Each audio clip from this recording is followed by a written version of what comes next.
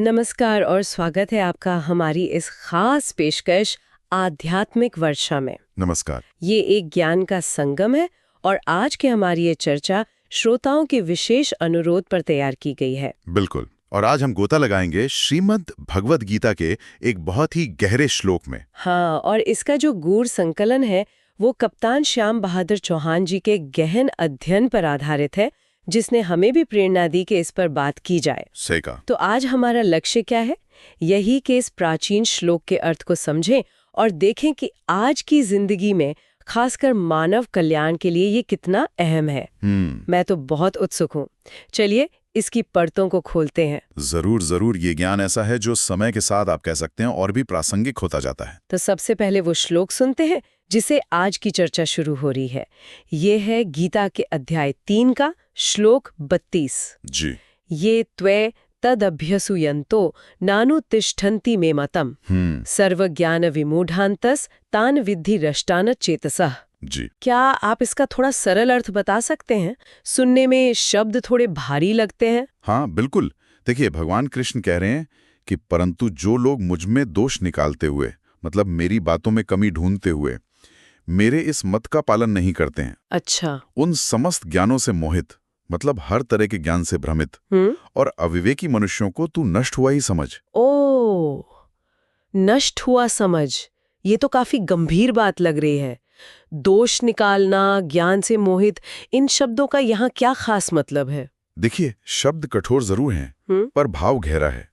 अभ्यसूयन्तो, इसका मतलब है वो लोग जो सिर्फ नुक्स निकालते हैं, ईर्ष्या रखते हैं या बिना समझे ही आलोचना करते हैं। नानुतिष्ठन्ति, मतलब उस पर चलते नहीं है, मानते नहीं है, अपने जीवन में उतारते नहीं है। किस चीज पर? मे मतम, यानी मेरे मत पर। कृष्ण यहाँ अपने सिखाए कर्मयोग के सिद्धांत की बात कर रहे हैं। मतलब फल की इच्छा किए बिना अपना कर्तव्य करते रहना। अच्छा, निष्काम कर्म योग। और जो लोग ऐसा नहीं करते उनके लिए क्या कहा? उनके लिए कहा सर्वज्ञान विमूढ़ान, मतलब वो हर तरह के ज्ञान से जैसे अंधे हो जाते हैं, सही गलत की पहचान खो देते हैं। हर तरह के ज्ञान से? सांसारिक भी, आध्यात्मिक भी। हाँ बिल्कुल। और अचेतसः, यानी चेतना शून्य, बुद्धिहीन, विवेक काम नहीं करता। और अंत में तान विद्धि नष्टान, उन्हें नष्ट हुआ ही जानो। ये एक तरह का आध्यात्मिक पतन है, जीवन के सही रास्ते से भटक जाना। ये बात भगवान ने किस संदर्भ में कही थी? मतलब माहौल क्या था उस समय? हाँ, ये जानना बहुत जरूरी है। देखिए, ये सब बातें तब हो रही हैं जब अर्जुन कुरुक्षेत्र में खड़े हैं और वो युद्ध नहीं करना चाहते। हाँ, वो भ्रमित थे। बिल्कुल। वो कृष्ण से तर्क कर रहे हैं कि अगर ज्ञान कर्म से श्रेष्ठ है तो फिर आप मुझे इस भयानक हिंसा वाले कर्म यानी युद्ध में क्यों धकेल रहे हैं। तब कृष्ण उन्हें कर्म की अनिवार्यता और कर्म योग का महत्व समझाते हैं, लेकिन साथ ही वो ये भी जानते हैं कि दुनिया में ऐसे लोग हमेशा रहेंगे जो अहंकार, ईर्ष्या या कह लीजिए नासमझी के कारण इस सीधी और कल्याणकारी बात को भी नहीं मानेंगे। अच्छा। बल्कि उसी में कमियां निकालेंगे। तो ये श्लोक एक तरह से उन लोगों के लिए चेतावनी है। आप इसे गुरु की कठोरता भी कह सकते हैं, जो शिष्य को गलत रास्ते पर जाने से रोकने के लिए कड़े शब्द इस्तेमाल करता है। समझ गए। तो ये तो हुआ श्लोक का सीधा अर्थ और संदर्भ। अब जो महान विचारक हुए हैं, टीकाकार हुए हैं, उन्होंने इसे और कैसे खोला है? क्या गहरे अर्थ निकाले हैं? हाँ, इस पर बहुत सुंदर विचार मिलते हैं। आदि शंकराचार्य जी को देखें तो वो कहते हैं कि ये जो दोष दृष्टि वाले लोग हैं ना, ये न केवल खुद पालन नहीं करते बल्कि दूसरों को भी करने से रोकते हैं। अरे, ये तो और भी खराब बात हुई। बिल्कुल। और यही रवैया उन्हें सर्वज्ञान विमूढ़ बना देता है। मतलब न उन्हें शास्त्रों का सही ज्ञान मिलता है, न ही दुनिया में कोई सच्ची सफलता। वो एक तरह से खुद अपना ही नाश करते हैं। और संत ज्ञानेश्वर जी की बात तो दिल को छू जाती है। वो कहते हैं कि गुरु के उपदेश में दोष निकालना या उसे ठुकराना ये ऐसा है जैसे कोई खुद ही अपने लिए बने दरवाजे बंद कर ले और अंधेरे कमरे में बैठ जाए। अपने कल्याण का रास्ता खुद ही बंद कर लेना। वाह, क्या उपमा है ना? और स्वामी विवेकानंद इसे बहुत ही व्यवहारिक नजरिए से देखते हैं। वो कहते हैं कि ये किसी सिद्धांत के खिलाफ हठधर्मिता की बात नहीं है, बल्कि हमारे दृष्टिकोण की बात है, हमारे अप्रोच की। दृष्टिकोण कैसे? मतलब ज्ञान पाने के लिए एक विनम्रता चाहिए, एक खुलापन चाहिए। अगर हम पहले से ही मन में गांठ बांधकर बैठे हैं कि ये बात गलत है या इसमें तो कमी निकालनी ही है, तो फिर ज्ञान अंदर जाएगा कैसे? पूर्वाग्रह हमें सीखने नहीं देता। सही कहा। बाधा तो हमारे आमदनी है, हमारा अपना अहंकार, अपनी नकारात्मक सोच। बिल्कुल सही पकड़ा आपने। स्वामी अगणानंद जी महाराज भी यही कहते हैं कि मैं मतम, ये सिर्फ कृष्ण का कोई निजी विचार नहीं है, ये तो सनातन सिद्धांत है। कर्म करो, फल की इच्छा मत करो। और जो लोग ईर्ष्या या अहंकार की वजह से इसे ठुकराते हैं, वो असल में अपनी ही बुद्धि को भ्रमित कर रहे होते हैं। तो आप देखिए, सभी बड़े विचारक एक ही बात पर जोर दे रहे हैं। किस बात पर? ज्ञान के प्रति सही रवैया, विनम्रता, खुलापन और अहंकार का त्याग। दोष निकालने की आदत ज्ञान के दरवाजे बंद कर देती है। तो ये तो हुई सदियों पुरानी पर हमेशा नहीं रहने वाली व्याख्याएं। अब आते हैं आज के समय पर। आज के इस भागदौड़ भरी जिंदगी में मानव कल्याण के नजरिए से इस श्लोक का क्या महत्व है? देखिए, आज के जमाने में इसकी प्रासंगिकता शायद पहले से भी ज्यादा है। आप मानसिक स्तर पर ही देख लीजिए, हम सब क्रिटिकल थिंकिंग की बात करते हैं, जो कि जरूरी भी है। हाँ, विश्लेषण करना तो जरूरी है।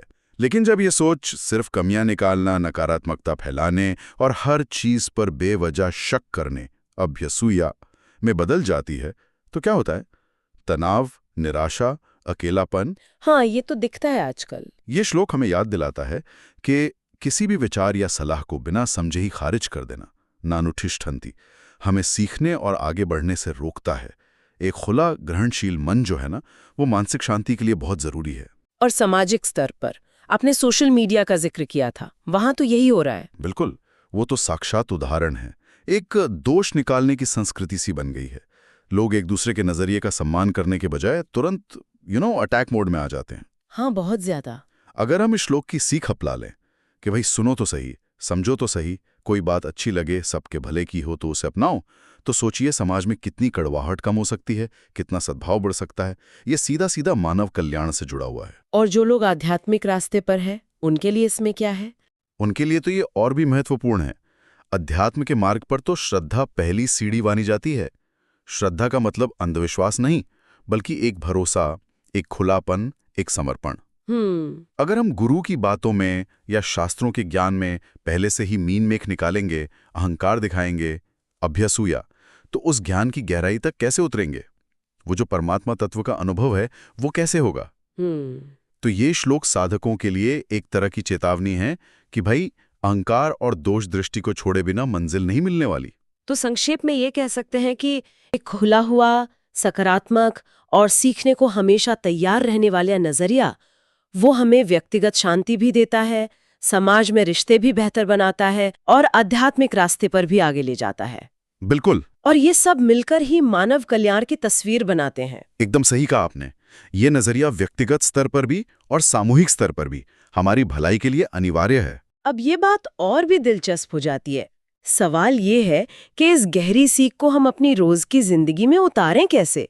खास तौर पे आजकल के युवाओं के लिए इसमें क्या संदेश है? युवाओं के लिए तो इसमें बहुत कुछ है। देखिए, पहली बात तो ये कि सीखने की प्रक्रिया में विनम्रता बहुत जरूरी है। चाहे आप स्कूल कॉलेज में हो, कोई स्किल सीख रहे हो या अपने करियर की शुरुआत कर रहे हो, अगर ये भाव आ गया कि अरे मुझे तो सब पता है या ये पुराने लोग क्या सिखाएंगे, तो वहीं पर सीखना बंद हो जाता है। अपने टीचर की, कोच की या ऑफिस में सीनियर की बात को ध्यान से सुनना, उसे समझने की कोशिश करना, तुरंत रिजेक्ट ना करना, इस सफलता के लिए बहुत जरूरी है। और जो पहले से बनी बनाई धारणाएं होती हैं, पूर्वाग्रह, उनसे बचना भी तो जरूरी होगा। बिल्कुल, ये दूसरी अहम सीख है। खुले मन से सोचें, पूर्वाग्रहों से बचें। कई बार हम किसी नए विचार को या किसी पुरानी परंपरा को सिर्फ इसलिए नकार देते हैं क्योंकि वो हमारी सोच से मेल नहीं खाती। हाँ, होता है ऐसा। उसे समझने की कोशिश तो करें, क्या पता उसमें कोई ऐसी बात निकल आए जो हमारे लिए बहुत फायदेमंद हो। और शायद सबसे जरूरी बात सिर्फ सोचना या बातें करना नहीं, बल्कि असल में कुछ करना। निश्चित रूप से यही तीसरी और सबसे अहम सीख है। भगवान ने क्या कहा? ना तिष्ठन्ति, वो पालन नहीं करते। सिर्फ बहस करने से या हों करने से बात नहीं बनती। असली चीज है करके देखना, उस सिद्धांत को जीवन में उतारना। कर्मयोग का सिद्धांत तो युवाओं के लिए जैसे एक रामबाण है। अपना काम पूरी लगन से करो, अपना बेस्ट दो और नतीजे की चिंता भगवान पर छोड़ दो। इससे फोकस भी बढ़ता होगा। बिल्कुल, फोकस बढ़ता है, मन शांत रहता है और दिशाहीन होने का खतरा कम हो जाता है। सफलता भी मिलती है और मन की शांति भी। ये तो युवाओं के लिए बहुत ही प्रैक्टिकल सलाह है और हम सब के लिए, मतलब अपने परिवार में, समाज में इस नजरिए को अपनाने से क्या फायदा हो सकता है? देखिए, अगर हम सब अपनी जिंदगी में ये नजरिया अपना लें, दूसरों में सिर्फ कमियां ढूंढने अभ्यसूया के बजाय उन्हें समझने की कोशिश करें, उनकी अच्छी बातों को ग्रहण करें, तो सबसे पहला फायदा तो हमें खुद को होगा। हमें खुद को कैसे? हमारी अपनी सीखने की क्षमता बढ़ेगी, हमारा अहंकार कम होगा, हमें ज्यादा मानसिक शांति मिलेगी, और जब हम दूसरों को समझने लगते हैं तो हमारे रिश्ते अपने आप बेहतर होने लगते हैं। और परिवार में? आजकल परिवारों में तनाव, जनरेशन गैप की बातें बहुत होती हैं। हाँ, और उसका एक बड़ा कारण ये दोष दृष्टि ही है। अगर परिवार के सदस्य, चाहे वो बड़े हों या छोटे, एक दूसरे की बातों को, नजरिए को थोड़ा सम्मान दें, बिना तुरंत नुक्ताचीनी किए समझने का प्रयास करें, तो आधे झगड़े तो वहीं खत्म हो जाएं। ये बात तो है। पीढ़ियों के बीच जो एक खाई सी दिखती है, वो कम हो सकती है। बड़े लोग बच्चों की नई सोच को थोड़ा स्पेस दें और बच्चे बड़ों के अनुभव का आदर करें। ये तभी होगा जब दोनों तरफ दोष दृष्टि कम होगी। और क्या ये सिद्धांत समाज और दुनिया के स्तर पर भी काम कर सकता है? अरे क्यों नहीं। आप सोचिए, अगर अलग अलग समुदाय के लोग, अलग अलग देशों के नेता एक दूसरे के प्रति सिर्फ दोष निकालने, अभ्यसूया के बजाय बैठकर बात करें, एक दूसरे की अच्छी बातों को स्वीकार करें, रचनात्मक संवाद करें, तो शायद दुनिया की बहुत सी समस्याएं हल हो सकती हैं। बिल्कुल, टकराव की जगह सहयोग ले सकता है। ये मानव कल्याण की दिशा में एक बहुत बड़ा, बहुत ही सकारात्मक कदम हो सकता है। आपने परिवार की बात की, और हमारे समाज में घर की महिलाओं का, माताओं का, बहनों का योगदान तो जैसे एक नींव की तरह होता है। उनके लिए इस श्लोक में क्या कोई खास मार्गदर्शन है? ये आपने बहुत ही जरूरी और संवेदनशील सवाल पूछा है। हमारी माताएं, बहनें, घर की स्त्रियां, आप तो सही में परिवार की धुरी हैं। आपका नजरिया, आपकी सोच, आपकी ऊर्जा, वो पूरे घर को दिशा देती है। हाँ, ये बात सच है। तो इस श्लोक से आपके लिए कुछ बहुत गहरी बातें निकलती हैं। पहली बात तो ये कि ज्ञान और नए विचारों का स्वागत करें। हो सकता है बच्चे कोई नई बात लेकर आएं, या परिवार ना कोई और सदस्य कुछ अलग ढंग से करना चाहे। उसे तुरंत ये कहकर खारिज ना करें कि ये गलत है या हमारे जमाने में ऐसा नहीं होता था। ये भी एक तरह की अभ्यसूया हो सकती है। प्रेम से सुने, समझने की कोशिश करें, क्या पता उसमें परिवार की कोई भलाई ही छुपी हो। ये तो बहुत जरूरी है, खुलापन रखना। और दूसरी और शायद सबसे महत्वपूर्ण बात, अपने काम के महत्व को समझें।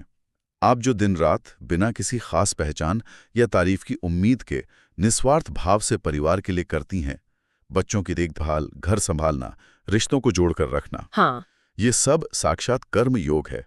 ये वही में मतम है जिसकी बात भगवान कृष्ण कर रहे हैं।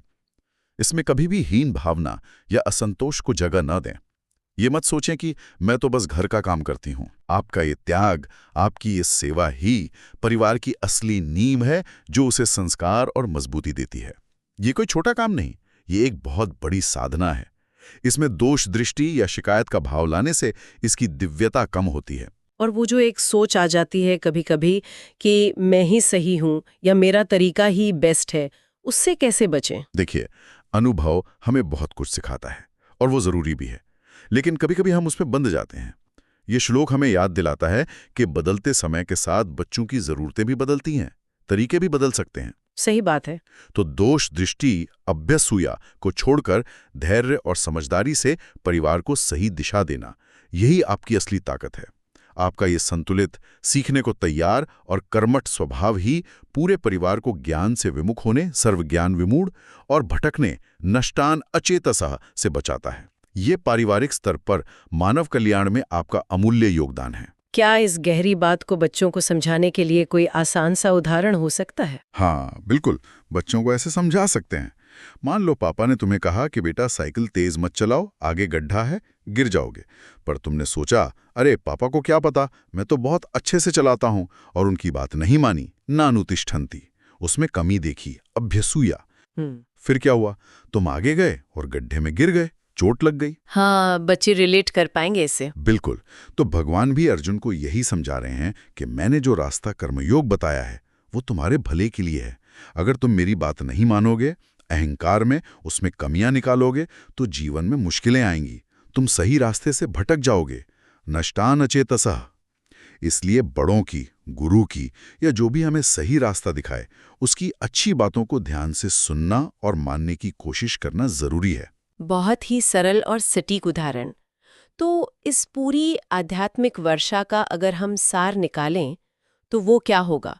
वो कौन सी मुख्य बात है जिसे हमारे श्रोता अपने साथ लेकर जा सकते हैं? देखिए, इस श्लोक गीता 3.30 का जो सार संदेश है वो बिल्कुल सीधा और स्पष्ट है, लेकिन बहुत गहरा है। पहली बात, अहंकार और दूसरों में केवल दोष ढूंढने की आदत, अभ्यसूया, ये हमें ज्ञान, शांति और तरक्की से दूर ले जाती है। दूसरी बात, जीवन में कुछ भी सीखने, समझने या पाने के लिए एक खुला, विनम्र और ग्रहणशील मन, श्रद्धा का होना बहुत जरूरी है। और तीसरी बात, किसी भी ज्ञान को, किसी भी सलाह को बिना समझे सिर्फ अपनी अकड़ या शक के कारण नकार देना, नानोत्तिष्ठन्ति, ये अपने ही पैर पर कुल्हाड़ी मारने जैसा है। ऐसा करने वाला व्यक्ति जीवन के हर मोर्चे पर भ्रमित, सर्वज्ञान विमूढ़ और दिशाहीन, नष्टान चेतसः हो जाता है। तो निचोड़ ये हुआ कि हमें ज्ञान के प्रति विनम्र होना होगा। उसे सिर्फ जानना काफी नहीं, बल्कि अपने जीवन में उतारना होगा, उस पर चलना होगा। और यही रास्ता व्यक्तिगत और सामूहिक कल्याण यानी सबकी भलाई की ओर ले जाता है। बिल्कुल सही।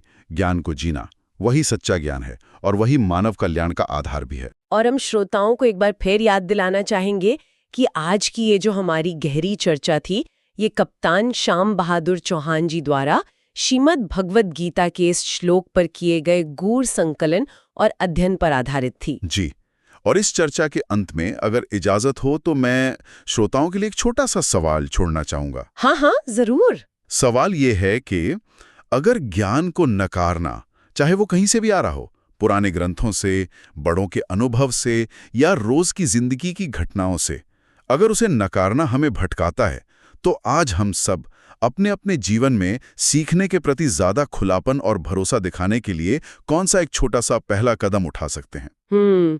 वाकई ये सोचने वाली बात है। शायद सिर्फ दूसरों को ध्यान से सुनने का अभ्यास या अपनी पहली प्रतिक्रिया जो अक्सर नकारात्मक होती है उसे थोड़ा रोकने का प्रयास। बहुत खूब जी। तो इसी विचार के साथ इस आध्यात्मिक वर्षा में हमारे साथ भीगने के लिए आप सभी का बहुत बहुत धन्यवाद। उम्मीद है ज्ञान की ये बूंदें आपके जीवन में कुछ ताजगी, कुछ स्पष्टता जरूर लाएंगी। धन्यवाद। अगली बार फिर मिलेंगे एक और ज्ञानवर्धक चर्चा के साथ। तब तक के लिए नमस्कार। नमस्कार।